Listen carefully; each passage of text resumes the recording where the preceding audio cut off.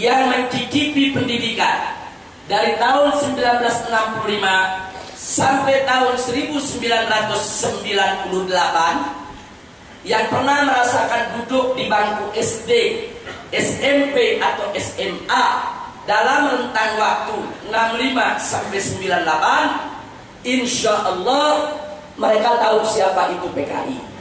Kenapa? Sebab pengkhianatan PKI masuk menjadi kurikulum pendidikan dari jenjang SD sampai SMA. Itu dibahas.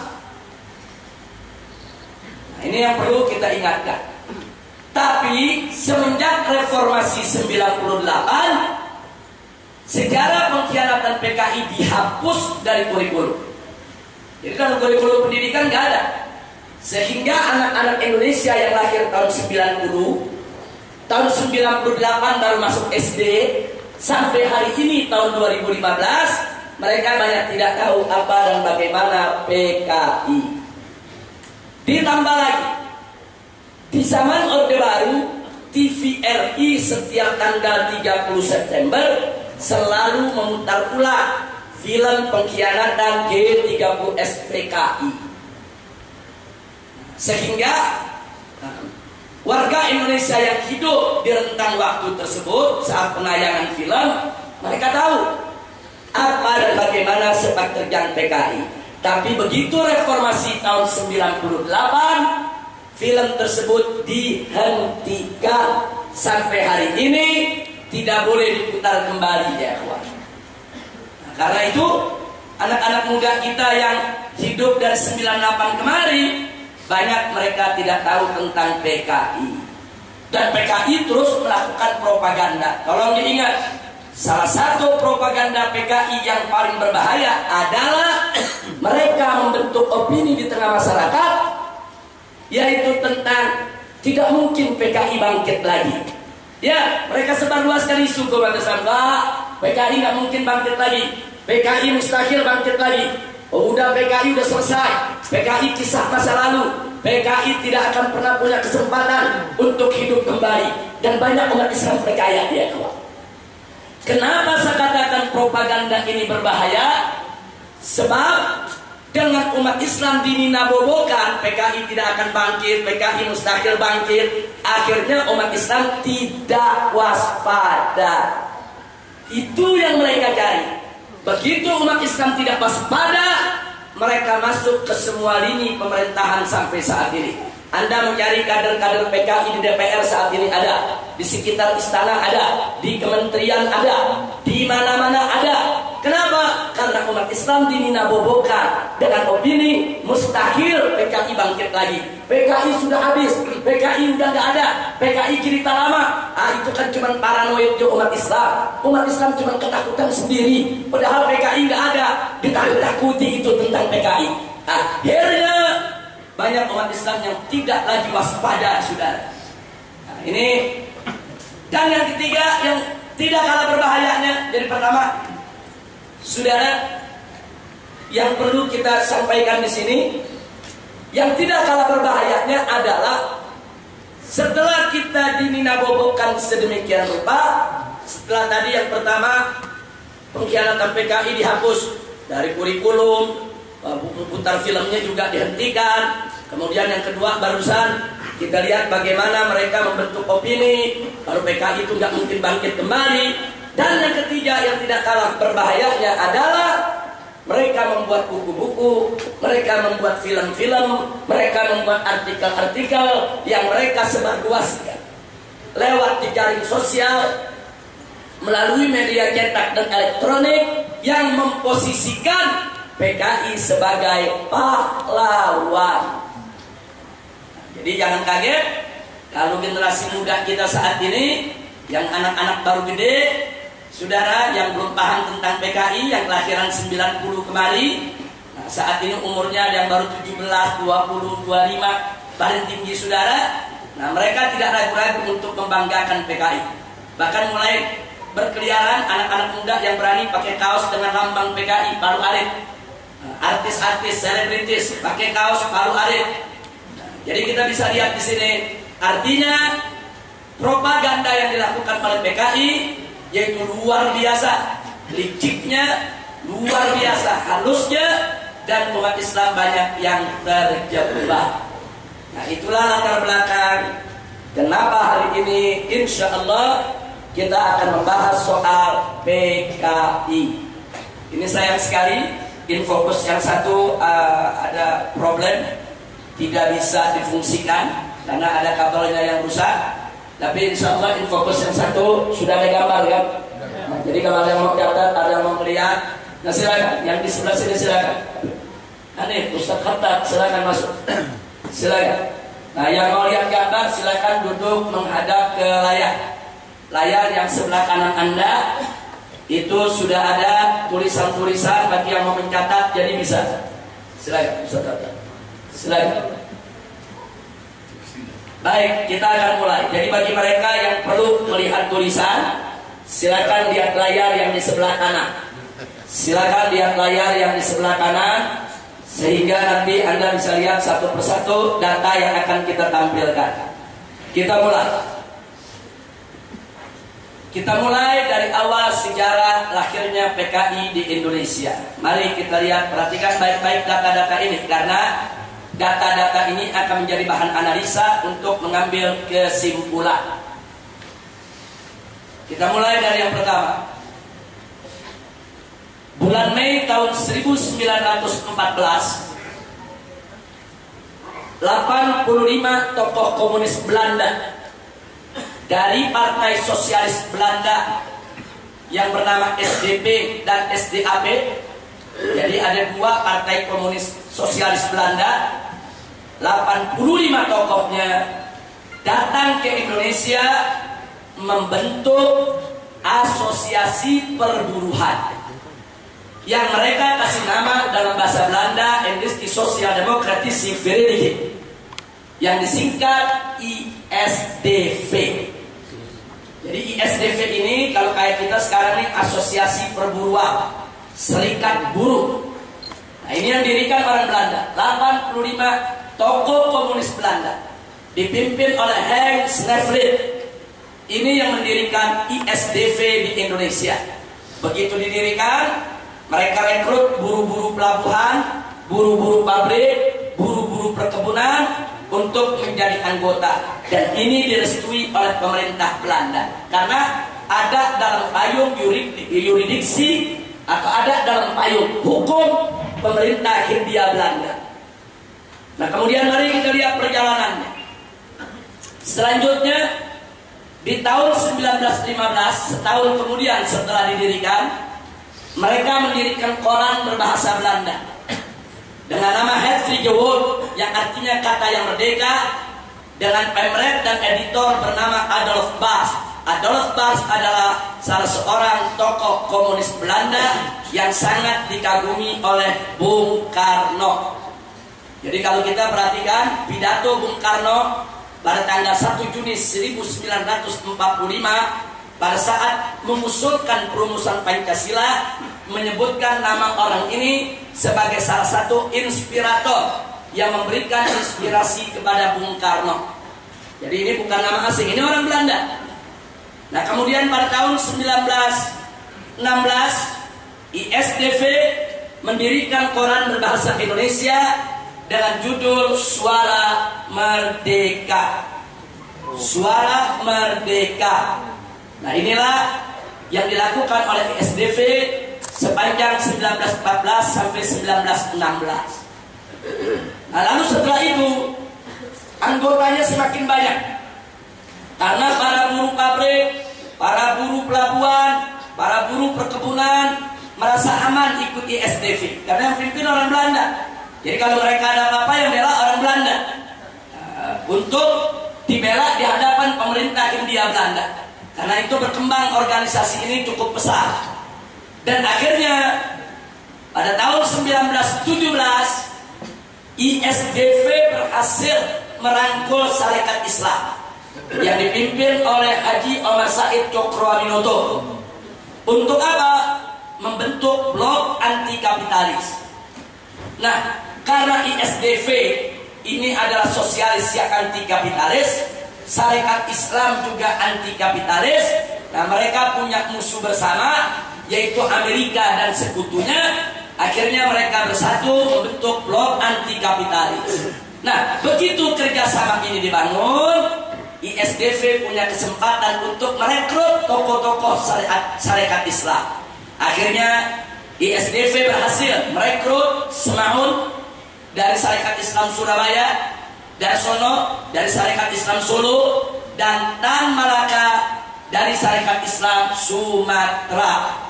Nah, ketiga tokoh ini orang Syarikat Islam, tapi berhasil direkrut untuk menjadi pengurus ISDV. Dan ketika itu Syarikat Islam tidak melarang, karena ISDV walaupun didirikan oleh 85 tokoh komunis Belanda, di dalam kampanyenya tidak bicara komunis, tapi bicara anti kapitalis, sejalan dengan Syarikat Islam. Nah, kemudian yang mengejutkan adalah di tahun yang sama, karena ISDV sudah merasa cukup besar, akhirnya ISDV membentuk Dewan Soviet Indonesia. Ini yang membuat Syarikat Islam terkejut. Mereka membentuk Dewan Soviet Indonesia, lalu menggerakkan para buruh pelabuhan, buruh perusahaan, buruh perkebunan, untuk mengadakan atau melakukan kerusuhan sosial. Di mana-mana dibuat rusuh, pabrik dibakar, perusahaan dibakar, ngamuk para buruh semua. Nah, mereka ingin meniru revolusi Rusia. Apa tuntutan mereka? Dirikan pemerintahan komunis Hindia Belanda. Sampai di sini saya berhenti dulu. Hati-hati. Anak-anak PKI saat ini mengatakan, kami ini adalah anak pejuang, kami anak revolusi. Karena di tahun 1917 pendahulu kami dengan gagah berani melawan Belanda, melawan untuk menjatuhkan pemerintahan Hindia Belanda. Jadi saat ini mereka ngaku mereka sebagai pahlawan. Nah, untuk menjawabnya, tolong diperhatikan tujuannya, bahwa mereka melakukan kerusuhan sosial pada tanggal 1917 bukan untuk kemerdekaan Indonesia, semata-mata hanya untuk menggulingkan pemerintahan Hindia Belanda yang berkuasa, yang pro Amerika, untuk diganti dengan pemerintah komunis Hindia Belanda yang pro Uni Soviet. Jadi di negeri Belanda itu ada dua kekuatan politik, kekuatan kapitalis yang didukung Amerika, kekuatan komunis yang didukung Uni Soviet. Nah, yang didukung Uni Soviet ingin melakukan kudeta, ingin melakukan pengambil alih kekuasaan, supaya pemerintah Hindia Belanda menjadi pemerintahan komunis. Kira-kira jelas tidak? Jadi jangan sampai terkecoh. Mereka melakukan kerusuhan bukan untuk kemerdekaan Indonesia, bukan. Makanya yang pimpin ini orang Belanda sendiri. 85 tokoh komunis Belanda yang pimpin. Nah, ini yang nggak boleh kita lupa. Jadi mereka bukan mau memerdekakan Indonesia, nggak betul. Nah, sementara buruh dan tani hanya dijadikan alat. Mereka hanya dikorbankan. Nah, disuruh ngamuk, suruh bakar-bakar, nah, untuk menjatuhkan pemerintah Hindia Belanda. Akhirnya pemerintah Hindia Belanda membubarkan Dewan Soviet Indonesia dan menangkap para petinggi ISDV. 90% orang Belanda yang menjadi pengurus ISDV semua dipulangkan ke Belanda, termasuk Henk Snevlin, ketua daripada ISDV.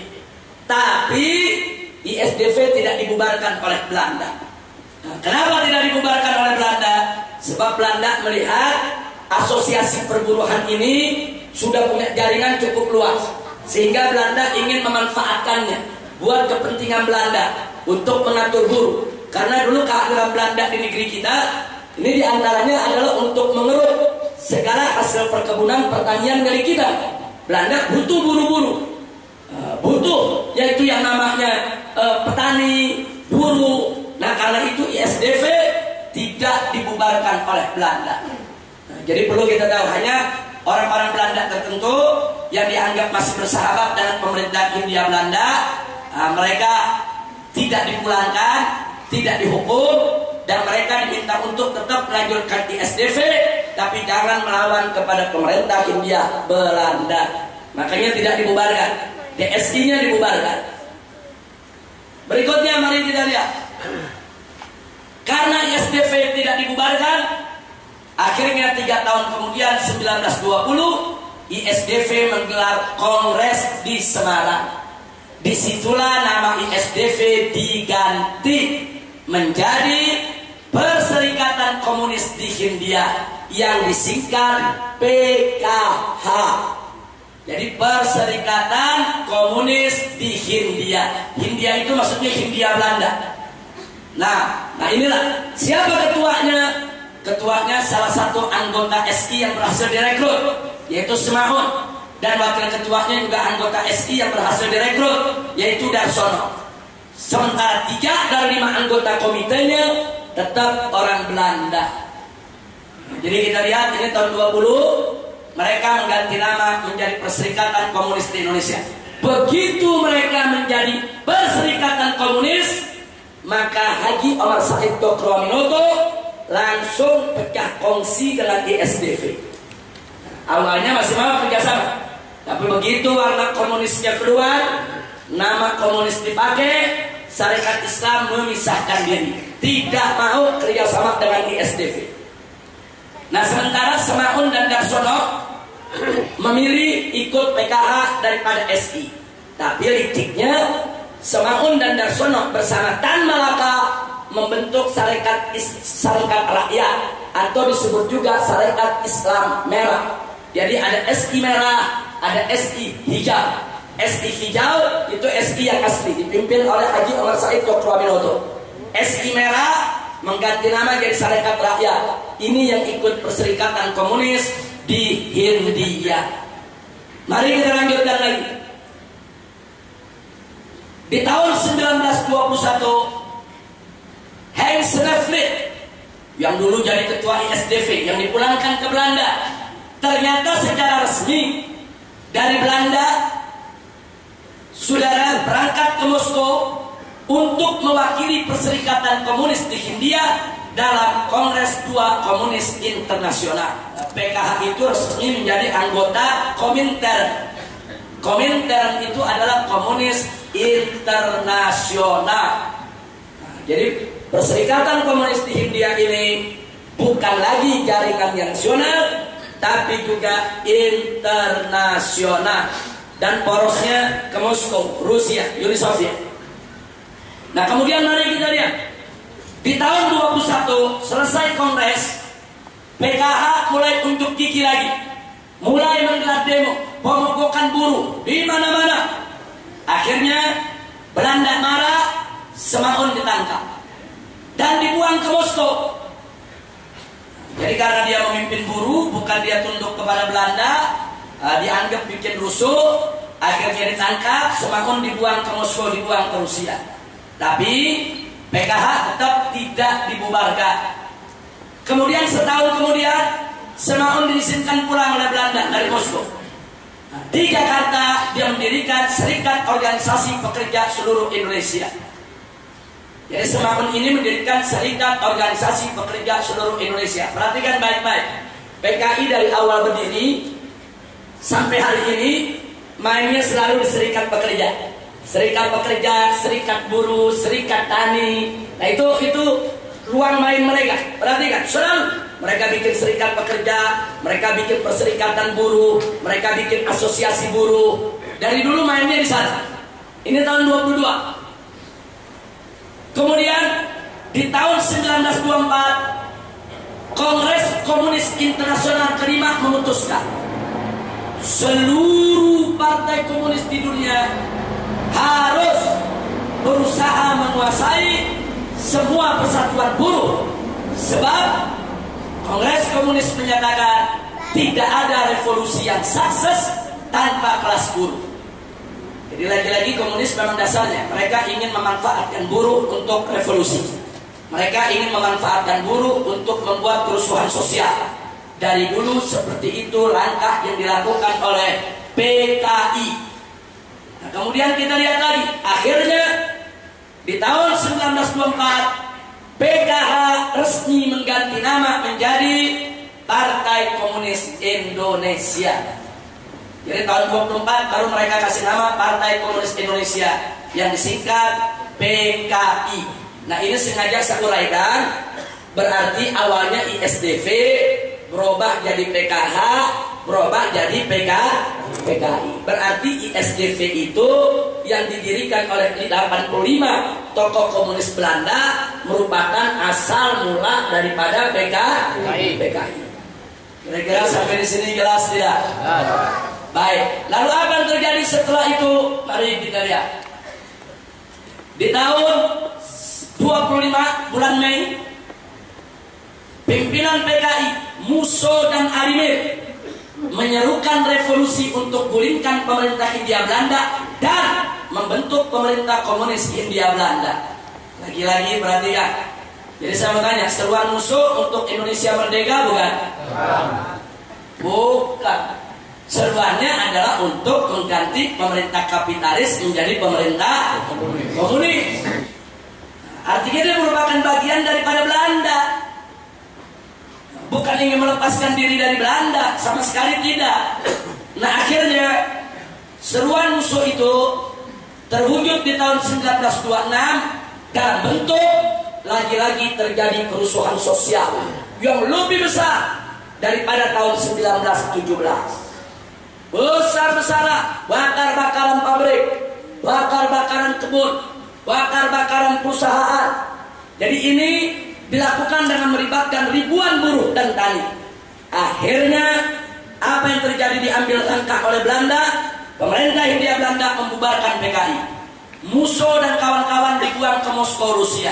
Dan yang kesian, puluhan buruh dihukum mati, dihukum gantung oleh Belanda di jalanan.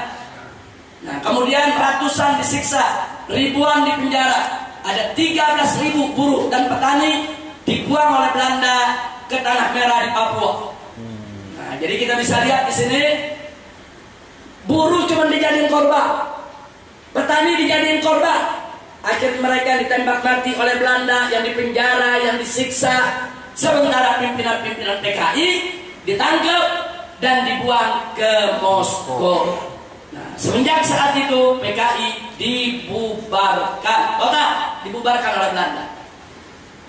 Nah, lagi-lagi saya ingatkan anak-anak PKI saat ini kalau cerita bangga, kita pejuang, kita revolusioner. 2 kali kita berontak kepada Belanda, tahun 1917 dan tahun 1926-1927. Nah, mereka merasa diri mereka pahlawan. Saya garis bawahi jawabannya. Mereka dulu melakukan kerusuhan sosial bukan untuk kemerdekaan Indonesia, bukan untuk membela bangsa, rakyat, dan negara Indonesia, tapi mereka melakukan kerusuhan sosial hanya untuk mengganti dari pemerintahan kapitalis Belanda menjadi pemerintahan komunis Belanda. Berarti mereka tetap menjadi bagian daripada Belanda. Kira-kira jelas tidak? Ini kalau anak-anak muda nggak tahu, repot ini saudara. Nanti belajarnya sama Syekh Google. Bertanya sama Google apa itu PKI, dapat cerita PKI pahlawan. Berontak 1917, berontak 1926-27. Mereka percaya. Nah ini berbahaya. Ustaz Monik masuk ke dalam Ustaz. Masuk ke dalam Ustaz. Baik. Kira-kira jelas tidak? Sampai di sini. Baik, mari kita lihat. Apakah setelah itu PKI berhenti? Setelah dibubarkan, mari kita lihat. Di tahun 1935, Musso kembali dari Moskow ke Indonesia. Dan keberadaan dia di Indonesia dimanfaatkan. Dia sendiri yang cerita. Orang-orang PKI sendiri yang cerita. Begitu Musso pulang, Musso menata kembali PKI, tapi dalam bentuk gerakan bawah tanah. Karena udah dibubarkan oleh pemerintah Belanda. Jadi PKI dia bentuk lagi. Dia kumpulkan kader-kadernya yang tersisa, disuruh jalankan itu program-program PKI, tapi menjadi gerakan bawah tanah. Nah, setelah itu Musso kembali lagi, yaitu ke Moskow. Setelah 35 selama setahun, dia melakukan konsolidasi PKI menjadi gerakan bawah tanah. Tahun 36, Musso kembali lagi ke Moskow. Dari Moskow, dia kontrol dan dia kendalikan gerakan bawah tanah PKI sambil mencari kesempatan kapan PKI bisa bangkit kembali. Jadi artinya 1917 mereka bikin kerusuhan, ditangkepi, Tahu-tahu bangkit lagi tahun 2627, kemudian mereka bikin kerusuhan lagi, dibubarkan. Sekarang mereka menunggu kesempatan untuk bangkit kembali. Nah, kapan mereka bangkit? Begitu datang hari kemerdekaan Republik Indonesia 17 Agustus 1945. Orang udah lupa sama PKI. Masyarakat udah nggak ingat lagi sama PKI, karena PKI melakukan gerakannya bawah tanah. Sehingga di sini PKI perlu untuk gigi lagi.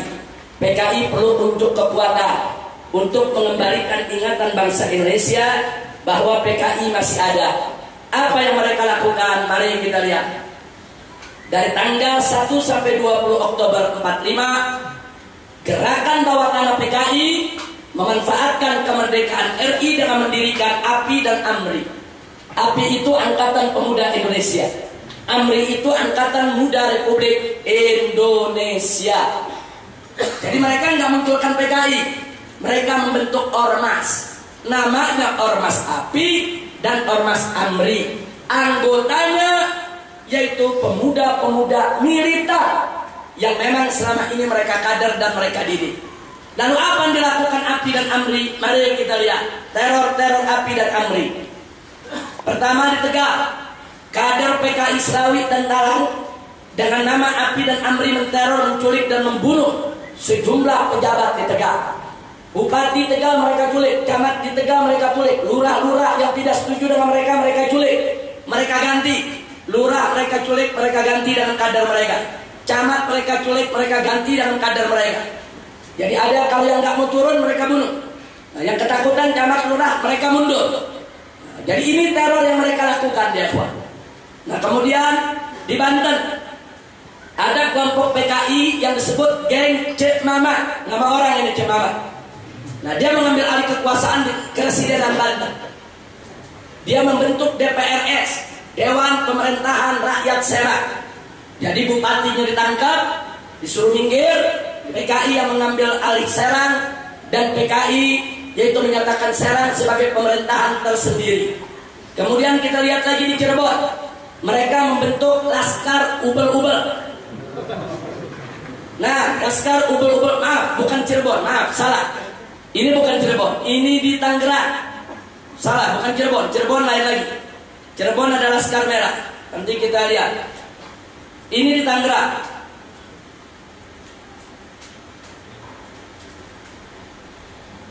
Kita perbaiki.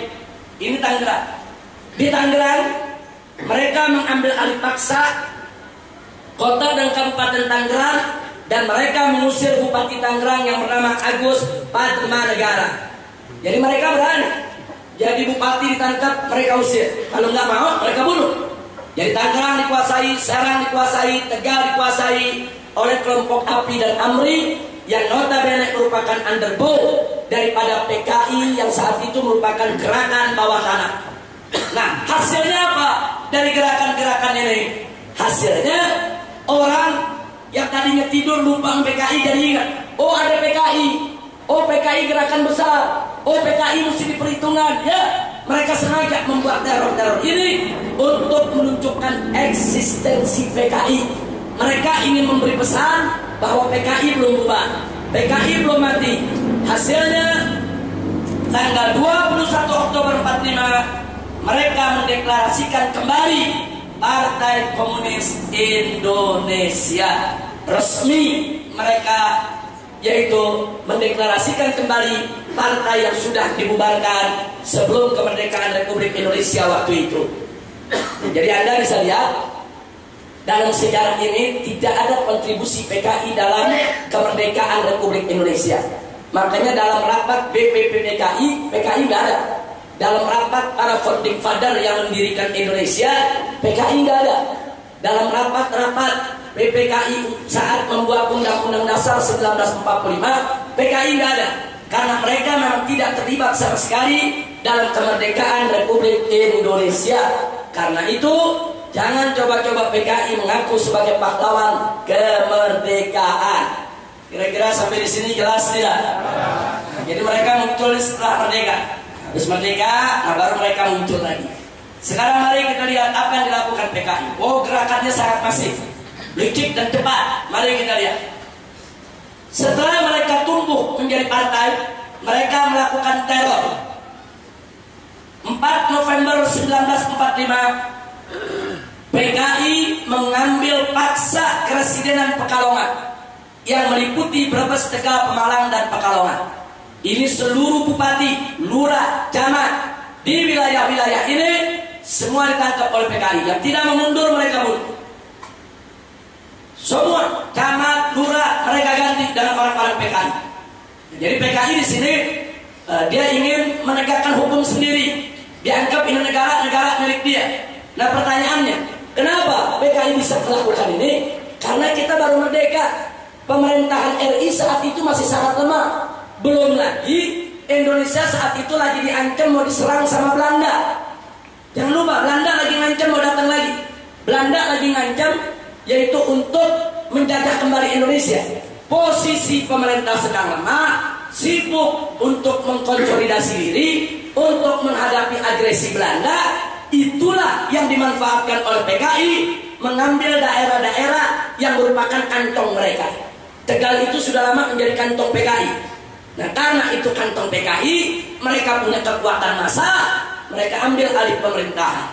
Satu-satu mereka ambil. Kita lihat 9 Desember 1945, Cek Mamat di Banten dan kawan-kawan menculik dan membunuh Bupati Lebak, Raden Hardi Binangun, di jembatan Sungai Cimanca. Dia bunuh karena bupati ini nggak mau mundur, nggak mau digantikan dengan kader PKI. Kemudian 12 Desember 1945, Laskar Ubal-Ubal di Tangerang menculik dan membunuh tokoh nasional Otto Iskandar Dinata di Mau, Tangerang. Saya pikir nama Otto Iskandar Dinata ini sangat terkenal. Nah ini dibunuh. Kemudian kita lihat 12 Februari tahun 1946, PKI yang sudah menguasai Brebes, Tegal, Pemalang mencoba untuk merebut Cirebon. Nah mereka serbu Cirebon, TRI mereka lucuti. TRI itu kalau saat ini TNI. Mereka tangkap, mereka lucuti, mereka rampas semua senjatanya. Cirebon mereka rebut untuk gabung dengan Keresidenan Pekalongan. Nah kemudian kita lihat 3 Maret 1946, PKI di Sumatera tidak mau kalah. Nah, menghasut rakyat, rame-rame menyerbu Istana Langkat. Mereka bakar istananya, mereka bunuh sultannya, mereka bunuh anak dan istrinya, mereka bunuh seluruh keluarga sultan, dan mereka jarah semua harta benda kesultanan. Ini terjadi di Tanjung Pura, Istana Langkat, Sumatera Utara, tidak jauh dari kota Medan. Ini yang mereka lakukan. Jadi mereka menggunakan kesempatan di mana mereka punya basis buruh, basis tani, mereka ingin ambil alih kekuasaan agar mereka yang berkuasa. Pertanyaannya yang berikutnya, kenapa mereka ambil alih kekuasaan tadi? Supaya mereka punya nilai tawar di depan pemerintahan Republik Indonesia. Mumpung pemerintahan lemah, mereka ambil alih. Kalau mereka sudah banyak menguasai, nanti mereka punya bargaining position. Mereka punya posisi tawar di dalam pemerintahan Republik Indonesia. Karena mereka tidak dilibatkan. Pemerintahan Bung Karno-Hatta tidak melibatkan mereka dari awal merdeka. Yang terlibat dalam pemerintahan itu NU, Muhammadiyah, Sarekat Islam, kemudian PNI, Soekarno dan kawan-kawan. Nggak ada PKI. Nah karena mereka tidak dilibatkan, mereka perlu menunjukkan kekuatan diri. Ini yang mereka lakukan. Kemudian apa yang terjadi setelah itu? Akhirnya cita-cita mereka berhasil. Saudara, karena pemerintahan Soekarno masih lemah, PKI di mana-mana bikin kacau. Untuk membujuk PKI supaya tidak bikin kacau, akhirnya Bung Karno mengangkat tokoh PKI sebagai Perdana Menteri. Dialah Amir Syarifuddin Harahap. Jadi Perdana Menteri RI. Jadi kenapa mereka melakukan teror? Supaya punya posisi tawar politik, saudara. Supaya PKI nggak bikin kacau lagi, nggak bikin ulah lagi di daerah, saudara. Nah, tapi jalan keluar yang diberikan oleh Bung Karno dan kawan-kawan ini berbahaya. Kenapa? Begitu Amir Syarifuddin menjadi Perdana Menteri, maka kader-kader PKI mereka masukkan ke semua ini. Masuk ke eksekutif, masuk ke legislatif, masuk ke yudikatif, bahkan mereka masukkan ke tentara. semua angkatan. Di angkatan darat ada PKI, di angkatan udara ada PKI, di angkatan laut ada PKI, di kepolisian ada PKI, semua angkatan. Dan mereka ambil posisi-posisi pegawai negeri sipil. Di mana-mana PKI berkuasa. Mereka jadi lurah, mereka jadi camat, mereka menjadi kepala dinas, mereka menjadi pejabat-pejabat di berbagai daerah. Ini gara-gara Amir Syarifuddin diangkat menjadi Perdana Menteri. Tokoh-tokoh Islam marah, NU, Muhammadiyah, SI marah kepada Bung Karno. Loh, kok kita yang berjuang memerdekakan Indonesia, kenapa PKI yang berkuasa? Bukan tidak marah ya kawan. Akhirnya tokoh-tokoh Islam menunggu momentum kapan bisa menyingkirkan PKI. Hari itu tiba, yaitu di tanggal 17 Januari tahun 1948 ada perjanjian Renville antara Belanda dengan Indonesia. Yang hadir dalam perjanjian adalah Perdana Menteri Amir Syarifuddin. Dan ternyata perjanjian tersebut menguntungkan Belanda, merugikan Indonesia. Ini menjadi pintu masuk para tokoh bangsa, pendiri Republik Indonesia, protes keras kepada Bung Karno. Saudara, bahwa ini perjanjian tidak boleh dibiarkan. Jadi Amir Syarifuddin dianggap terlalu lemah pada saat duduk berunding dengan Belanda. Akhirnya Soekarno tidak ada jalan lain, dikepung oleh tokoh-tokoh Islam. Pada tanggal 23 Januari, 6 hari kemudian, Soekarno membubarkan kabinet Amir Syarifuddin dan diganti dengan kabinet Wakil Presiden Muhammad Hatta. Nah, saudara, ini yang terjadi. Lalu apa yang terjadi? Oh, PKI marah PKI, saudara. Tokohnya disingkirkan, Bung Hatta yang menjadi pengganti. Akhirnya besoknya PKI langsung membentuk Front Demokrasi Rakyat, dipimpin oleh Amir Syarifuddin sebagai oposisi terhadap Hatta. Judulnya oposisi, saudara. Tapi sebetulnya intinya sakit hati. Nah, mereka ingin obok-obok pemerintahan Hatta supaya tidak berhasil. Nah, kemudian mari kita lihat tanggal 29 Mei, Bung Hatta melihat fakta waktu beliau menjadi Perdana Menteri. Ternyata betul, di TNI ada PKI, Angkatan Darat ada PKI, Angkatan Laut ada PKI, pegawai negeri sipil banyak PKI. Akhirnya Bung Hatta melakukan RERA. Apa itu RERA? Reorganisasi dan rasionalisasi. Untuk apa? Seluruh PNS dan TNI dibersihkan dari unsur PKI. Semua PKI dikeluarin, dari TNI dikeluarin, dari pegawai negeri dikeluarin. Sudah. Nah, akhirnya di sini PKI malah usah ngamuk. Tentara-tentara mereka yang mau dikeluarkan diberhentikan dari TNI nggak mau, sudah. Bah, mereka nggak terima. Mereka tidak terima.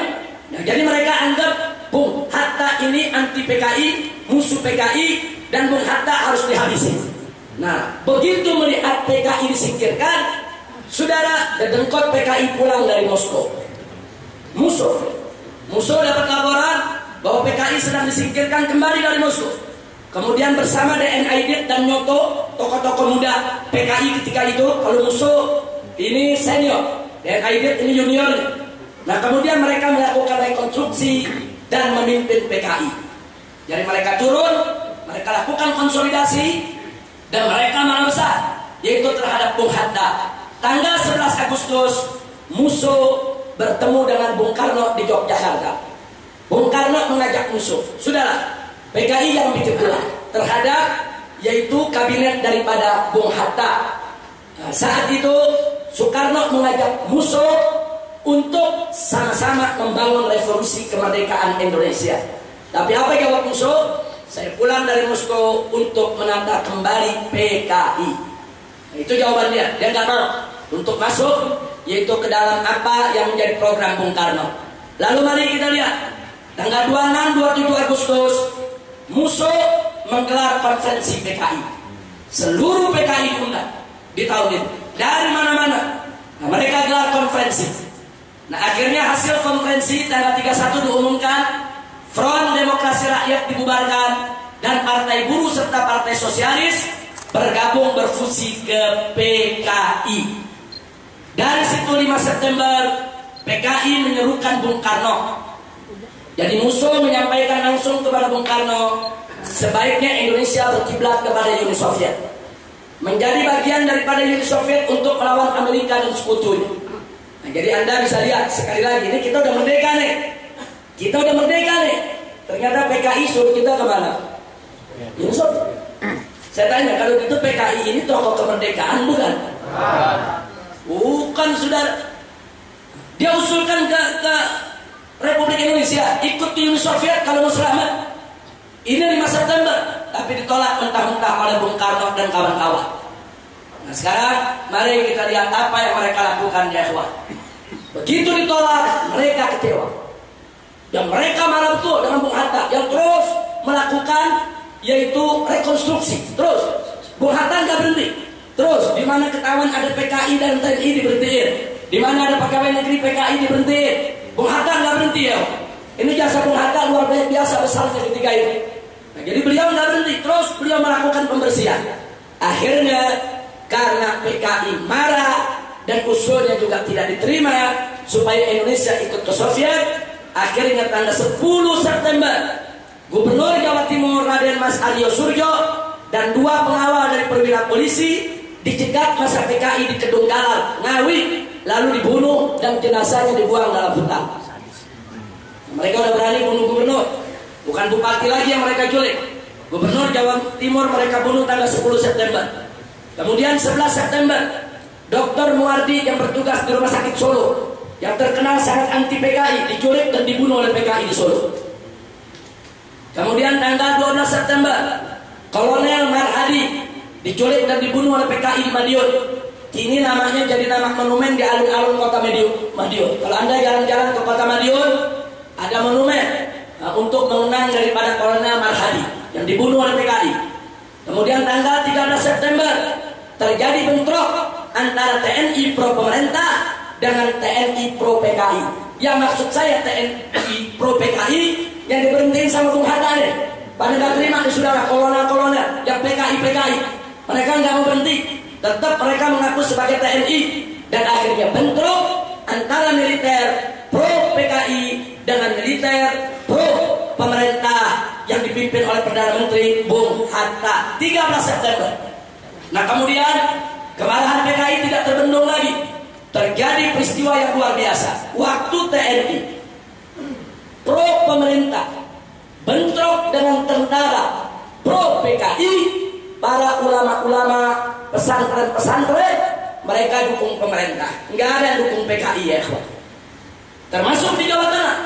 Maka itu PKI di Magetan marah, akhirnya mereka tangkap Kiai Haji Sulaiman Subdi Afandi dan 108 tokoh Islam, pimpinan pondok, ustadz-ustadz pondok, santri-santri pondok, termasuk tokoh-tokoh pejabat, lurah, camat, bupati, jumlahnya 108 orang, mereka culik dan mereka sembelih. Dan jenazahnya dibuang ke dalam sumur di Desa Koco, Kecamatan Bendo, Kabupaten Magetan. Ini terjadi tanggal 17 September. Jadi Anda lihat, ini PKI. Nah begitu dia merasa mau disingkirkan oleh Bung Hatta, nah, dia merasa bahwa usulnya sudah tidak diterima untuk menarik Indonesia ke Soviet. Mereka melakukan tindak kebiadaban. Anda bisa lihat mereka nggak peduli mau kiai mau pondok pesantren, mereka bakar, mereka culik, mereka bunuh. Kita lanjutkan.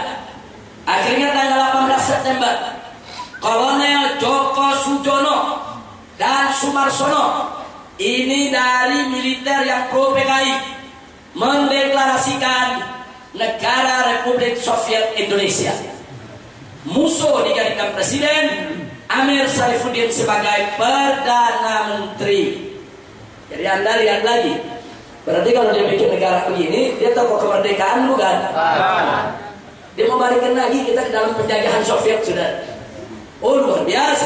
Jadi jangan coba-coba anak-anak PKI sekarang ngaku, oh kami anak revolusi, oh kami ini anak pejuang, oh kami ini pahlawan. Tunggu dulu, buka kembali lembaran sejarah. Jangan kau cerita cuman hal-hal yang baik kau lakukan, tapi kebiadaban, kekejaman, kekejian yang kalian lakukan, kalian sembunyikan. Jangan kalian pikir umat Islam ini bodoh. Jangan kalian pikir umat Islam ini tidak merekam sejarah. Hati-hati ya ikhwan. Ini peringatan kita kepada generasi muda. Hati-hati jangan sampai terpengaruh dengan gerakan Neo PKI. Baik. Kemudian saudara, setelah 18 September diumumkan ada negara Republik Soviet Indonesia, 19 September militer yang pro PKI bergerak merebut Madiun. Setelah Madiun direbut, mereka rebut Magetan, Ponorogo, Pacitan, Trenggalek, Ngawi, Sukoharjo, Wonogiri, Purwodadi, Kudus, Pati, Blora, Rembang, Cepu, hampir semua kota di Jawa Tengah mereka kuasai. Nah, cara mengambil mereka dalam militer, mereka tembak lurahnya, mereka tembak camatnya, kecuali lurah-lurah yang sudah dari kader mereka. Jadi lurah yang dari kader mereka, mereka perkuat. Tapi lurah yang bukan PKI, mereka siksa dan mereka bunuh. Nah kemudian mari kita lihat tanggal 18 sampai 21, ketika militer pro PKI bergerak di Madiun dan sekitarnya, mereka menciptakan 2 ladang pembantaian dan mereka menciptakan 7 sumur neraka di Magetan. Kenapa disebut sumur neraka? Karena di sumur-sumur tersebut ratusan orang yang tidak bersalah mereka bunuh, mereka sembelih, mereka masukkan ke dalam sumur. Satu sumur bisa ada 100 kerangka mayat lebih. Jadi sumur ini mereka bikin di 7 tempat, semuanya ada di Magetan. Nah sekarang mari kita lihat, di antaranya ada 2 killing field. Killing field ini pabrik gula Goranggareng dan pabrik gula Alas Tawah dekat Desa Geni di Magetan. Itu ratusan orang mereka seret, mereka ikat, dibawa masuk ke pabrik gula Goranggareng, mereka sembelih satu persatu. Saking banyaknya yang mereka sembelih, darah yang mengalir di dalam pabrik lewat mata kaki orang, saudara. Saking banyaknya mereka sembelih. Ini yang mereka lakukan. Nah kemudian mayat-mayatnya mereka buang. Ada 2 sumur di Desa Sojo, Kecamatan Bendung. Ada 2 sumur, makanya disebut Desa Sojo 1 dan 2. Nah kemudian ada 1 sumur di Desa Cikrok, Kecamatan Kenongomulyo. Kemudian ada 1 sumur lagi di Desa Dijenang, Kecamatan Ngadirejo. Kemudian ada 1 sumur lagi di Desa Batokan, Kecamatan Bandarjo. Kemudian ada 1 sumur lagi di Desa Pojok, Kecamatan Kawedana. Ada 1 sumur lagi di Desa Bogem, Kecamatan Kawedana. Jadi 1 kecamatan ada 2 sumur di 2 desa. Nah kemudian awal Januari 1950 semua lokasi tersebut ditemukan atas pengakuan anggota PKI. Tadinya nggak ada umat Islam yang tahu sumur-sumur tadi buat nyimpen mayat, nyimpen jenazah. Kan yang kerjain PKI. Semua musuh PKI mereka sembelih. Nah PKI yang ditangkap, setelah ditangkap mereka diinterogasi. Ada dari kalangan mereka yang akhirnya sadar, insaf, dan mereka buka semua bahwa pabrik gula Goranggareng tempat kami sembelih dengan pabrik gula Alas Tawah, Alas Tua, saudara, dan mereka tunjukkan satu persatu sumurnya. Nah akhirnya pemerintah mengirimkan tim, disaksikan oleh ribuan masyarakat dari Madiun, dari Magetan, dari Pacitan, rame-rame datang. Saudara membongkar satu persatu sumur ini. Ya, 1 sumur nggak kurang dari 100 mayat ya, yang ditemukan kerangka-kerangkanya. Dan sebagian besar diidentifikasi. Begitu diidentifikasi, oh ada camat kecamatan Ano, ada bupati, ada kepala polisi, kemudian ada kiai, termasuk yang tadi kita sebutkan, Kiai Haji Sulaiman Suhdi, saudara Afandi, termasuk mayatnya ditemukan di Desa Sojo, Kecamatan Bendok, yaitu di dalam sumur tersebut. Jadi semua mayat kiai, santri, ustaz, pejabat mereka masukkan. Ini yang ketahuan nih. Ini yang ketahuan nih, 6 sumur nih, yang ditunjukkan anggota PKI tadi. Wallahu a'lam, yang tidak ketahuan dia kok. Nah, jadi supaya kita lihat, jadi jangan PKI ini sekarang ngomong, ayo kita bongkar kuburan massal. PKI dibunuh oleh negara, dikubur secara massal. Tunggu dulu. Jangan kalian cerita kalian dibantai dulu. Yang memulai pembantaian adalah kalian. Yang memulai pembunuhan adalah kalian. Yang menculik kiai, sembelih kiai adalah kalian. Umat Islam marah, kiainya diculik, kiainya dibunuh. Kemudian umat Islam melakukan pembalasan. Al-jaza min jinsil amal. Karena kalian membantai, ya kalian dibantai. Karena kalian membunuh, ya kalian dibunuh. Jangan sekarang cerita kami dibunuh, kami dibantai. Ini kubur-kuburannya ada di beberapa tempat. Oh, kemarin seminggu yang lalu mereka bikin acara di Salatiga ya, Pak. Oh, mereka mau bikin monumen yaitu korban PKI, keluarga PKI yang menjadi korban kezaliman yaitu negara. Mereka mau bikin monumen. Tunggu dulu, kau jangan cerita kau dibantai. Kalau ternyata kau yang memulai bantai, kau yang mulai pemberontakan, kau yang memulai penculikan, kau yang memulai pembunuhan, kau yang memulai kerusuhan, kau yang memulai kebiadaban dan kekejaman. Kalau kemudian umat Islam marah, balik melakukan reaksi, itu karena salah kalian sendiri. Betul? Dan anak muda jangan terpengaruh. Buka Google, waduh kesigarnya PKI, mereka jadi korban. Iya, yang diumumkan kan cuma PKI jadi korban. Tapi kan ini mereka gak cerita, sudah. Suruh buka, suruh lihat kekejaman mereka, saudara. Nah, baik. Sekarang kita lanjutkan, sudah. Lalu bagaimana cara pemerintah Indonesia menghadapi pemberontakan PKI? TNI bergerak dipimpin oleh Jenderal Sudirman. Komandan lapangan ada Kolonel Gatot Subroto, yang sekarang namanya dijadikan nama jalanan di Jakarta, ya, Pak. 30 September, Panglima Besar Jenderal Sudirman mengumumkan bahwa Madiun berhasil direbut kembali. Jadi tanggal 19 September, Madiun diambil oleh PKI. Tanggal 30 September, Madiun berhasil direbut kembali. Berarti nggak sampai 2 minggu. Nah, direbut kembali oleh TNI. Selama 11 hari terjadi perang, saling serang, saling tembak antara TNI, militer pro pemerintah, dengan PKI di Madiun. Nah, kemudian begitu PKI terpukul mundur, mereka keluar dari Madiun, mereka marah. Apa mereka lakukan? 4 Oktober semua tawanan mereka bantai. Pokoknya semua tawanan PKI, mau militer, mau sipil, mau kiai, yang mereka tangkap, nah, saudara, semuanya mereka bunuh. Ada ribuan yang mereka bunuh.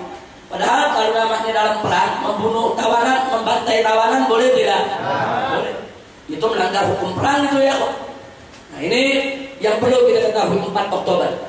Kemudian tanggal 30-31 Oktober, Musso dan Amir Sarifuddin berhasil ditangkap dan dieksekusi mati.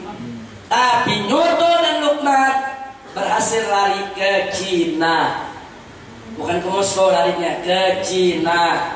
Berarti ada hubungan gak tuh antara PKI dengan Soviet dengan Cina?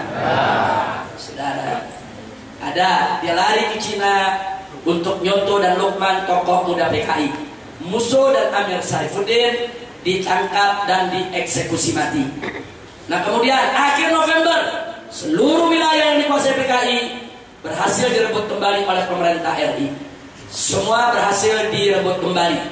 Nah, kemudian yang menarik, saudara, tokoh-tokoh Islam meminta kepada Presiden Soekarno segera untuk membubarkan PKI. Kabinet M. Hatta juga minta Presiden untuk bubarkan PKI karena ini pengkhianatan luar biasa. Ribuan orang mati, dibunuh, disembelih. Tapi apa yang terjadi? Sampai tahun 49 Soekarno tidak mau bubarkan PKI. Soekarno mengatakan itu hanya kesalahan oknum. Musso dan Amir Sarifuddin, tidak boleh kesalahan itu dibebankan kepada seluruh keluarga besar PKI. Yang salah sudah menerima hukuman, Musso sudah dieksekusi mati, maka tidak perlu membubarkan PKI. Jadi biar Anda lihat, saudara. Jadi kebijakan politik Bung Karno terhadap PKI sangat lunak. Sampai sudah berontak begitu kejam, tetap Bung Karno tidak mau membubarkan. Nah, akhirnya ini dimanfaatkan oleh PKI. Saudara, DNID merangkul Bung Karno. DNID memimpin PKI dan menyatakan mendukung sepenuhnya pemerintahan Soekarno. Nah, jadi mereka rangkul Soekarno, mereka dukung semua program Soekarno sampai Soekarno senang dengan PKI, ya. Akhirnya Soekarno mengizinkan Lukman dan Noto yang lari ke Cina untuk kembali ke Indonesia. Itu terjadi tahun 1951. Cuman jangka waktu berapa tahun ya kok? Jadi DNI ini memang pelobi ulu. Nah, dia pelobi ulu. Dia bujukannya, rayuannya. Jadi setiap program Bung Karno dia dukung sepenuhnya. Dan Soekarno senang. Artinya Soekarno merasa PKI sudah ada di tangan dia untuk mendukung semua program. Dan PKI memang punya masa tidak sedikit. Nah, tapi Bung Karno sadar atau tidak sadar, kelunakan kebijakannya dimanfaatkan oleh PKI untuk bangkit kembali. Hasilnya tahun 1955 PKI berhasil ikut pemilihan umum pertama di Indonesia. Dan PKI berhasil menjadi 4 besar setelah PNI, Masyumi, dan NU. Berarti walaupun PKI sudah berontak begitu kejam, biadab, ternyata milik PKI masih banyak tidak? Menang jadi 4 besar di pemilu ya. Berarti PKI ini berakar, pengaruhnya ke bawah. Nggak main-main, konsolidasinya kuat. Konsolidasinya kuat. Mereka rapat-rapat, bikin pertemuan-pertemuan, masuk ke kampung-kampung, rangkul buruh dan tani. Konsolidasi mereka luar biasa. Mereka bisa menjadi 4 besar saat ikut pemilu, dan ini menunjukkan bahwa pendukung PKI masih banyak ya. Nah, setelah tahun 55 ini, saudara, begitu mereka menang, maka PKI mulai melakukan politik licik yang itu dicium oleh para ulama. Akhirnya tanggal 8 sampai 11 September 1957 digelar Kongres Alim Ulama se-Indonesia di Palembang, yang hasilnya meminta kepada Presiden Soekarno untuk mengeluarkan dekret pelarangan PKI. Ini ulama kumpul. Ini dari semua golongan, ini ulama. Dari Muhammadiyah, dari NU, dari Syarikat Islam. Semua minta supaya Soekarno melarang dan membubarkan PKI. Artinya ulama udah cium, ini kelompok bahaya.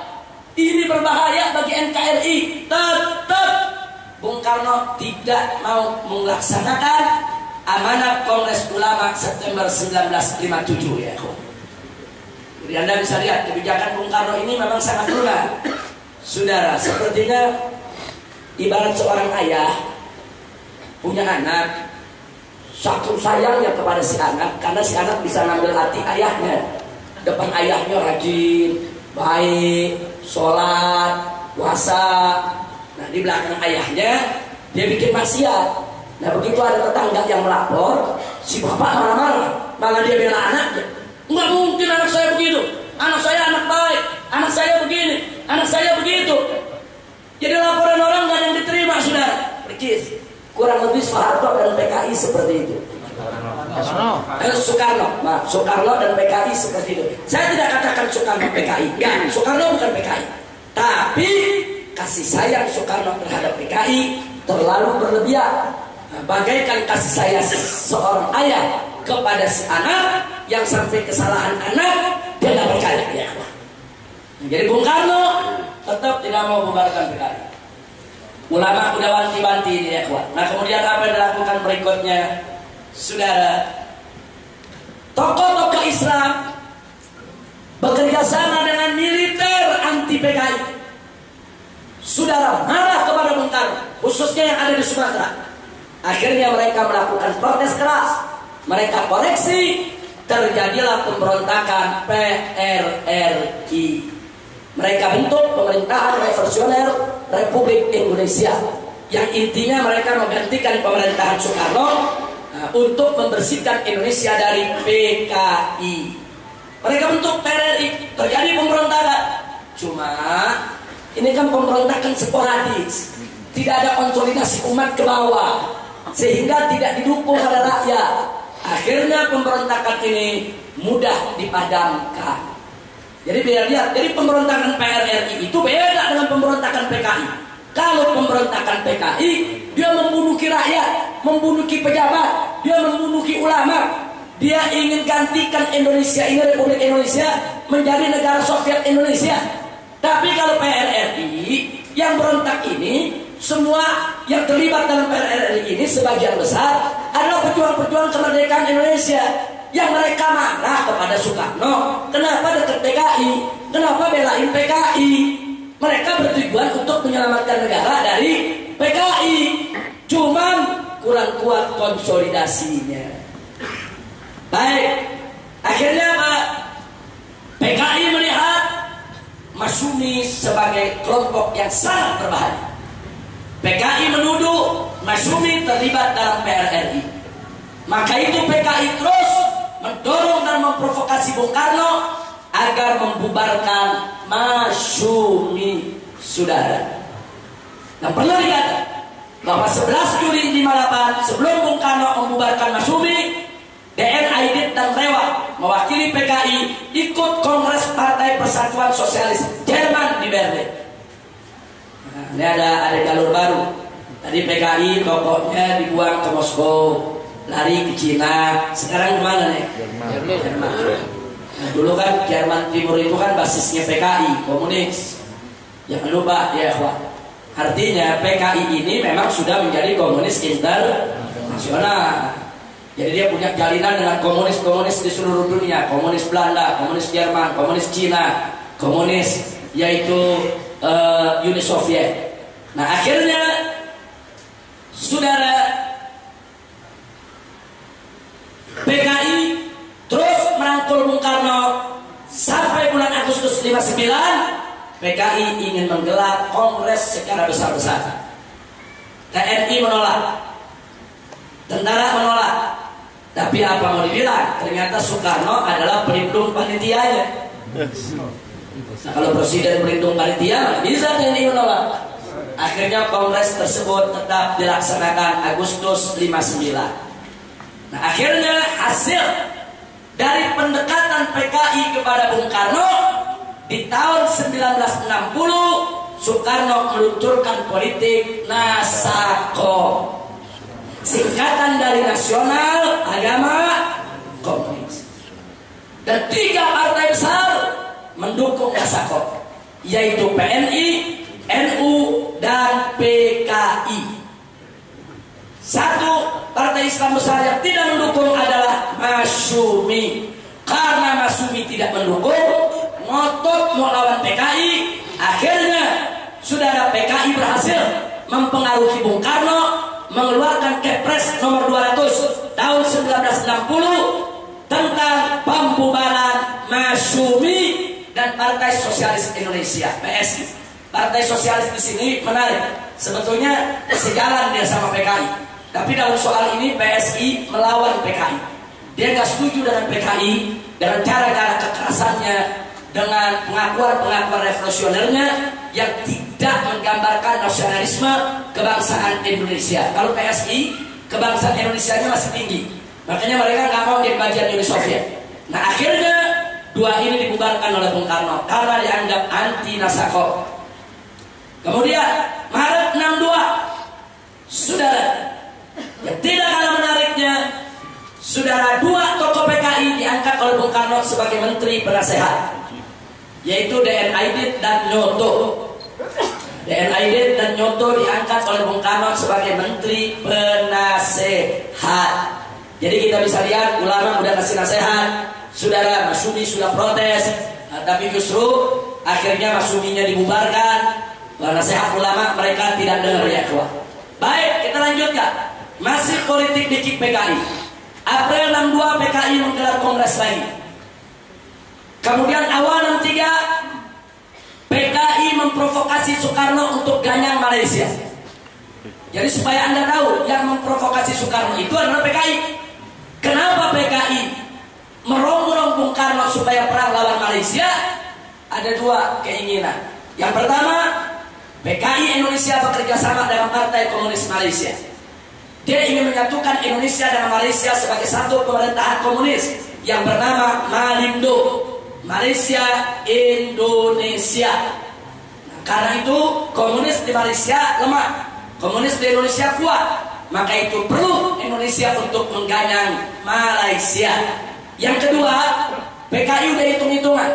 Kalau Indonesia perang lawan Malaysia, TNI nggak cukup personilnya buat lawan Malaysia. Nah karena itu PKI ingin menggelontorkan proposal untuk pembentukan angkatan kelima. Nah, yang dimaksud angkatan kelima, pertama angkatan darat, kemudian angkatan laut, angkatan udara, kepolisian. Yang kelima adalah angkatan buruh dan tani. Sengaja kalau angkatan buruh dan tani disetujui oleh Bung Karno, berarti buruh dan tani dipersenjatai dan diberikan latihan militer. Itu tujuan PKI. Kenapa PKI memprovokasi Indonesia untuk mengganyang Malaysia? Padahal tentara ketika itu menolak. Mereka nggak mau perang lawan Malaysia. Tapi karena sudah keputusan presiden, tidak bisa ditolak ya ikhwan. Jadi PKI ini luar biasa, licik betul. Maka saya kasih judul di atas, politik licik PKI. Kemudian, saudara, sikap Bung Karno yang ganyang Malaysia dekat dengan PKI diprotes keras oleh ormas Islam, khususnya GPII, Gerakan Pemuda Islam Indonesia. PKI mana? Sudah tekan lagi Bung Karno supaya GPII dibubarkan. Akhirnya 10 Juli 63 Soekarno mengeluarkan Kepres nomor 139 tahun 1963 tentang pembubaran GPII. Jadi udah masuk dibubarkan, Gerakan Pemuda Islam Indonesia juga dibubarkan. Baik, selanjutnya nggak sampai di situ, ulama protes. Kenapa masuk dibubarkan? Sekarang GPII dibubarkan. Akhirnya ulama-ulama tersebut yang protes semua ditangkap oleh Bung Karno atas tekanan PKI. Yang diantara yang ditangkap almarhum Kiai Haji Buya Hamka, Kiai Haji Yunan Helmi Nasution, Kiai Haji Isa Ansori, Kiai Haji Mukhtar Ghazali, Kiai Haji Azad Muttaqir, Kiai Haji Soleh Iskandar, Kiai Haji Ghazali Sahla, Kiai Haji Dalari Umar. Ini umumnya mantan-mantan tokoh masyhur. Ya ikhwan, semua ditangkap oleh Bung Karno karena dianggap anti nasakop. Makanya Bung Karno ketika itu kalau pidato itu slogan yel-yelnya, Nasakom bersatu, ganyang kepala batu. Nasakom bersatu, ganyang kepala batu. Maksudnya ganyang kepala batu, ganyang kelompok Islam yang anti PKI, yang anti Nasakom, yang kamu terima nasional agama komunis, mereka kepala batu dan mereka harus disingkirkan. Nah, jadi kita bisa lihat ya Pak, makanya tadi saya katakan ya, Soekarno memang bukan PKI, tapi politik dan sikap kebijakan Bung Karno terlalu sangat lunak kepada PKI. Sampai akhirnya PKI dengan mudah bisa bangkit kembali. Nah kemudian kita lanjutkan lagi. Desember tahun 1964, Partai Murba ini pecahan dari PKI. Dulu Tan Malaka ikut PKI, tapi begitu lihat PKI ngawur, Tan Malaka keluar dari PKI, mendirikan Partai Murba. Murba itu singkatan dari Musyawarah Rakyat Banyak. Musyawarah Rakyat Banyak disingkat Murba. Nah karena orang-orang Murba ini banyak mantan-mantan PKI, mereka tahu rencana licik PKI. Mereka kasih tahu Bung Karno saat itu, hati-hati PKI mau kudeta, hati-hati PKI akan kudeta kalau diizinkan untuk memegang senjata. Nah lalu apa? PKI marah, tekan lagi Bung Karno. 6 Januari 65 Partai Murba dibekukan dan dibubarkan juga. Nah, saya mau tanya, ini berarti pengaruh PKI kuat tidak? Kuat. Soekarno lemah. Saat itu Soekarno lemah, PKI yang kuat. Sehingga kebijakan-kebijakan Bung Karno menguntungkan PKI, disetir oleh PKI. Nah ini yang terjadi tahun 65. Nah kemudian Juli 65 akhirnya saudara PKI berhasil mendapatkan izin dari Soekarno untuk membentuk angkatan buruh dan tani. Akhirnya PKI mengumpulkan 2.000 kader, dididik militer di Halim Perdana Kusuma. Mereka kumpulkan 2.000 kadernya, mereka latih bagaimana cara lempar granat, bagaimana cara nusuk dengan bayonet, bagaimana cara tembak. Mereka latih militer di Halim. Latihan itu bukan ilegal, legal, resmi, izin presiden.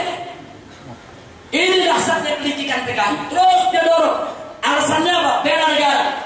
Kita mau bela negara. Buruh dan tani siap bela negara. Buruh dan tani ada di belakang Soekarno. Buruh dan tani di belakang Republik. Siap mempertahankan NKRI.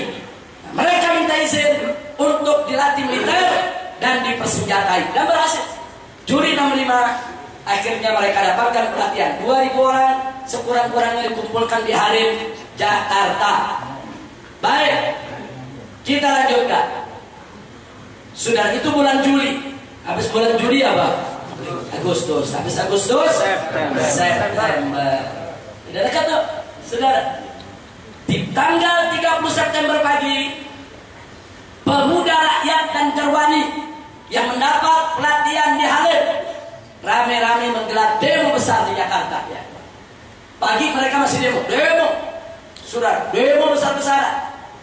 Sudah demo, ya isi demonya dukung Soekarno, melawan kapitalis, melawan Amerika dan lain sebagainya, dan seterusnya dan seterusnya. Tapi jangan lupa 30 September malam mereka bergerak. Saudara, terjadi peristiwa Gestapo. Gestapo itu gerakan September 30. G-nya gerakan, S-nya September, T-nya 3, punya 10. Disebut Gestapo atau G30S PKI. Artinya G gerakan 30 tanggal 30 S September garis miring PKI. Apa yang mereka lakukan? Pertama, menculik dan membunuh 6 jenderal senior TNI Angkatan Darat di Jakarta. Yaitu yang mereka culik diantaranya di situ di Lubang Buaya ada Jenderal Ahmad Yani, Letjen Suprapto, Letjen MT Haryono, S. Parman dan lain sebagainya. Ada 6 jenderal yang mereka culik dan mereka bunuh. 1 jenderal lagi selamat dari penculikan, yaitu Jenderal Abdul Haris Nasution. Nah, kenapa selamat? Karena ada penjaganya yang bernama Kapten Pierre Tendean, wajahnya mirip dengan Abdul Haris Nasution. Karena itu di malam hari, maka sang kapten yang diculik. Sang kapten diculik, mereka pikir mereka sudah tangkap Abdul Haris Nasution.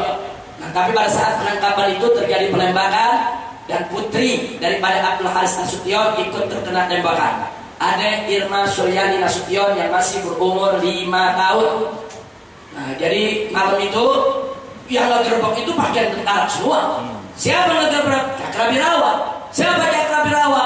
Ini pasukan militer terlatih yang biasanya ditugaskan untuk ngawal presiden. Nah, ini kan berarti ini yang berontak ada dari unsur TNI, yang marah nanti unsur TNI, yang lawan unsur TNI. Berarti ketika itu TNI kesusupan. Saudara, TNI yang kesusupan. Jangan TNI teriak-teriak paling bersih, gak kesusupan. TNI kesusupan, saudara. Makanya TNI saat ini harus lebih hati-hati. Jangan sampai angkatannya kesusupan PKI. Mereka punya senjata, mereka yang nyulik, saudara. Nah, akhirnya mereka bunuh dan mereka masukkan mayatnya semua ke dalam lubang buaya di Halim. Nah, kemudian mereka juga membunuh tadi Kapten Tendean yang dikira-kira Ahmad Nasution, dan juga mereka membunuh ajudan inspektur polisi Karas Samsudin Tubur. Ini depan jalan Petamburan namanya KS Tubur. Ini nama diambil dari orang ini. Orang ini polisi penjaga rumah wakil Perdana Menteri yang bertetangga dengan Jenderal Abdul Haris Nasution. Dengan ada tembak-menembak, keluar, ikut ditembak dan mati. Nah, kemudian dari situ saja mereka menembak putri bungsu Jenderal Abdul Haris Nasution. Dan di Yogyakarta, PKI juga menculik dan membunuh Brigjen Katamso dan Kolonel Sugiono. Jadi mereka ini dibunuh. Ini yang dibunuh gak main-main. Kenapa jenderal-jenderal ini diculik? Karena PKI punya perhitungan. Jenderal-jenderal ini pimpinan sentral TNI, Angkatan Darat seluruh Indonesia. Kalau jenderal ini semua dibunuh, mereka yakin TNI akan lumpuh. Kalau TNI lumpuh, TNI akan ikut, yaitu PKI, saudara. Jadi perhitungan mereka, militer yang ada di PKI akan bisa untuk menguasai TNI. Maka itu mari kita lihat. Tanggal 1 Oktober 1965, melalui Radio Republik Indonesia, PKI mengumumkan bahwa Dewan Revolusi Baru telah mengambil alih kekuasaan. Dan liciknya mereka, apa mereka bilang? Soekarno tetap sebagai presiden. Jadi mereka kudeta, itu pemerintahan, tapi Soekarno tetap sebagai presiden. Nah, kita paham kenapa Soekarno tetap dijadikan presiden? Untuk menutup kelicikan mereka, seolah-olah mereka bela presiden. menyelamatkan presiden, menyelamatkan pemerintah, supaya rakyat Indonesia tidak marah. Politik, saudara, mereka jadikan Bung Karno sebagai tameng. Saudara, lalu apa yang terjadi? Ternyata Jenderal Abdul Haris Nasution selamat. Tapi karena saat itu shock, dan beliau juga terluka kakinya ketika melompati dinding daripada tembok rumahnya, saudara, sehingga cacat. Akhirnya saat itu ada Letnan Jenderal Soeharto, saudara, yang mengambil alih pimpinan daripada Angkatan Darat. Nah, lalu apa yang dilakukan Soeharto pertama kali? Besoknya tanggal 2 Oktober, tentara Angkatan Darat menyerbu Radio Republik Indonesia, diambil alih dari PKI, dan Soeharto mengumumkan bahwa kudeta PKI telah gagal. Jadi nggak ada yang di Indonesia diambil alih oleh PKI. Jadi Soeharto langsung mengumumkan mereka telah gagal, kemudian menugaskan RPK. RPK itu kalau sekarang ini disebut Kopassus, dipimpin oleh Sarwo Edi. Sarwo Edi itu mertua daripada SBY, untuk menyerbu Halim. Dan serbu Halim, terjadi tembak-menembak antara TNI Angkatan Darat dengan militer yang pro PKI. Nah, setelah mereka ditangkap, ternyata ditangkap itu ada, yaitu militer dari darat, ada dari Angkatan Laut, ada dari polisi. Memang PKI berhasil menyusup ke semua angkatan, saudara. Akhirnya tanggal 5 Oktober, Halim semua dikuasai.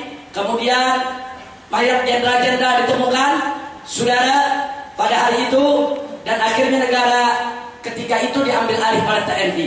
Nah, kemudian mari kita lihat, ada yang menarik, saudara. Tanggal 6 Oktober, Soekarno mengundang seluruh menteri rapat kabinet. Menteri PKI ikut hadir. Ini muka tebal nggak punya malu ini. Untuk apa mereka hadir, saudara? Oh, ada niat.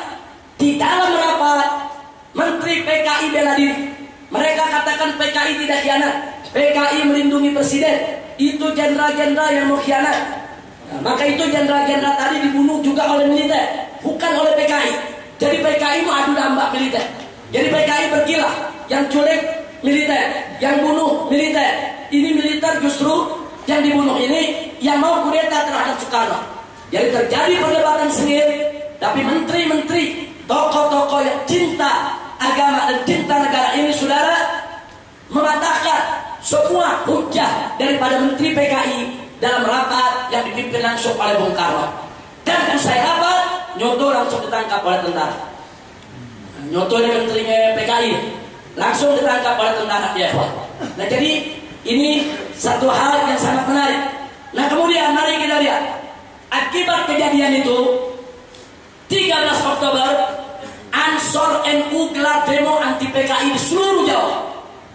Seluruh Jawa Tengah, Jawa Timur, di mana-mana Banser itu turun, yaitu mereka melakukan demonstrasi anti PKI tanggal 13 Oktober. Akhirnya PKI marah. Lalu apa yang terjadi?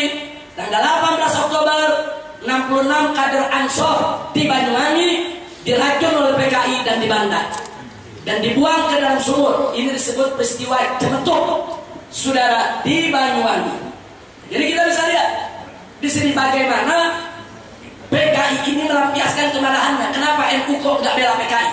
Kenapa NU kok bela yaitu militer yang pro pemerintah? Nah, karena PKI marah, di mana-mana Ansor diincar sama mereka. Banser diculik, Banser dibunuh. Saudara, di Jember ada Habib Ali Al-Hamid, komandan Banser, diculik, dibunuh oleh mereka, saudara. Di mana-mana, pokoknya nggak peduli di mana ada komandan Banser, mereka culik, mereka bunuh. Ini tanggal 18 Oktober. Akhirnya 19 Oktober, NU dan PKI bentrok di berbagai daerah di Jawa. Ya, bentrok, nggak bisa dicegah, tidak bisa dicegah, saudara. Nah, militer yang pro PKI bela PKI, militer yang pro pemerintah membela NU, saudara. Karena PKI dijadikan musuh bersama, musuh tentara juga, musuh negara juga, musuh NU juga. Ya, nah, dari hasil bentrok ini di mana-mana, akhirnya terjadi saling serang, terjadi saling bunuh. Berdasarkan catatan berbagai macam pihak, PKI yang terbunuh. Saya ungkapkan dulu tim resmi. Setelah kejadian ini, Bung Karno membentuk tim resmi yang dipimpin oleh seorang menteri Indonesia keturunan Cina untuk turun melakukan investigasi tentang korban. Nah, laporan yang dilaporkan secara resmi oleh negara, yang jadi korban PKI yang mati 87.000 orang di berbagai daerah. Nah, tapi ada menarik. Ini menteri begitu ditanya oleh Bung Karno dalam catatan orang-orang PKI, Bung Karno tanya berapa korbannya. Kan sudah dilaporkan Pak tadi 87.000. Sudahlah, itu kan 87.000 kan buat apa namanya, buat publik, buat berita. Kau jangan bohong, berapa korbannya? Apa ini menteri jawab? Ini cerita orang-orang PKI. Ini menteri jawab, ya tinggal dikali 5 atau dikali 10 Pak. Artinya 87.000 kalau dikali 10 jadi berapa? 870.000 itu yang mati. Tapi kemudian Orde Baru pun akhirnya begitu merilis pada pemerintahannya, banyak yang akhirnya mengakui orang PKI yang mati ketika itu antara 800.000 sampai 1 juta orang. Tapi bukan berarti NU gak banyak yang mati. Ribuan NU mati di mana-mana. Jadi mereka yang mulai nyulik NU, mereka bunuh NU, mereka habisi NU di mana-mana, mereka racuni. Akhirnya mereka sendiri, siapa menebar yaitu angin, dia akan menuai badai. Siapa menebar angin, dia akan menuai badai. Nah, dia yang nyari gara-gara, akhirnya dia yang banyak jadi korban di mana-mana ya. Baik, kira-kira sampai di sini jelas tidak? Baik, mari kita lihat pasca G30 PKI. 22 November 1965 DNAID ditangkap, diadili dan dihukum mati. 11 Maret 1965. Jadi perlu dicatat, sampai tahun ini 65 ini setelah pasca G30 PKI, Soekarno tetap tidak menyalahkan PKI. Akhirnya jenderal-jenderal gerak. Kalau Bung Karno ini tidak menyalahkan PKI, ini berbahaya buat negara. Kalau PKI dibiarkan, berbahaya buat negara. Akhirnya sejumlah jenderal mendatangi Bung Karno, dipimpin oleh Soeharto. Nah, kita nggak tahu apa yang terjadi. Apakah mereka bujuk Soekarno baik-baik? Apa mereka tekan? Wallahu a'lam. Yang tahu cuma jenderal yang hadir, saudara. Akhirnya begitu didatangi oleh para jenderal ini, Soekarno mengeluarkan super semar, surat perintah 11 Maret. Isinya memberikan wewenang kepada yaitu Letnan Jenderal Soeharto untuk mengambil tindakan dalam mengamankan negara. Isinya itu aja. Tapi kita nggak paham apakah Soekarno memberikannya dengan sukarela, apakah Soekarno memang dibujuk, dikasih pengertian terus mengerti, atau dipaksa. Nah, kalau versi PKI, Soekarno dipaksa, ditodongin pistol sama Amir Mahmud. Nah, dipaksa sama Soeharto untuk tanda tangan itu surat. Itu versi PKI. Tapi kalau versi Orde Baru enggak. Mereka memberikan pemahaman yaitu kepada Soekarno untuk mengamankan negara. Wallahu a'lam. Yang jelas, super semar ini sangat bermanfaat buat umat. Saya bicara hanya hikmahnya saja. Di mana manfaatnya? 12 Maret dengan modal super semar, Soeharto mengumumkan PKI dilarang. Nah, karena kan dia udah punya wewenang, PKI dilarang. Kemudian April 65 Soeharto melarang SOPSI, Serikat Organisasi Buruh Seluruh Indonesia, SOPSI. Nah, ini juga dilarang oleh Soeharto. Nah, kemudian saudara, apa sikap Soekarno? Apakah berubah? 13 Februari tahun 66 Presiden Soekarno dalam acara Front Nasional di Senayan yang dihadiri oleh puluhan bahkan ratusan ribu masyarakat, sudah mengatakan, kita lihat kutipannya, di Indonesia ini tidak ada partai yang pengorbanannya terhadap nusa dan bangsa sebesar PKI. Ini isi pidato, saudara, bukan fitnah, isi pidato. Ini isi pidato. Jadi Soekarno, makanya tadi saya katakan, Soekarno ini ibarat orang tua yang sayangnya buta kepada anak. Anak udah salah tetap dianggap benar. Enggak percaya. Sebab memang PKI licik. Mereka lapor ke Soekarno, Pak, ini ada Dewan Jenderal mau kudeta. Nanti Bapak bisa dibunuh. Kami menyelamatkan Bapak. Jadi jenderal-jenderal ini akan kami tangani. Jadi jenderal-jenderal tersebut kami culik, kami bunuh untuk keselamatan Bapak. Karena cintanya sudah terlalu besar terhadap PKI, Soekarno akhirnya percaya dengan informasi dari PKI, saudara. Nah, ternyata akhirnya apa yang terjadi? Inilah. Nah, kemudian, saudara, sikap Bung Karno semacam ini dianggap membahayakan negara. Akhirnya MPRS yang dipimpin oleh Jenderal Abdul Haris Nasution menggelar sidang. Hasil sidangnya adalah memberhentikan Soekarno dari jabatan presiden dan mengangkat Soeharto sebagai presiden, sekaligus saudara melarang ajaran komunisme, marxisme dan leninisme, dan juga membubarkan PKI. Itulah yang kita kenal dengan TAP MPRS nomor 25 tahun 1966.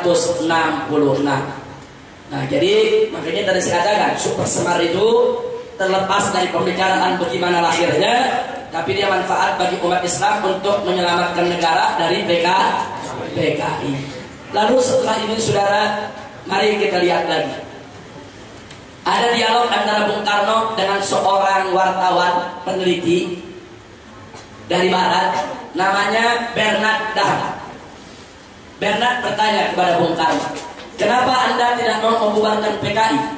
Padahal PKI telah melakukan pengkhianatan G30 SPKI. Apa jawab Bung Karno?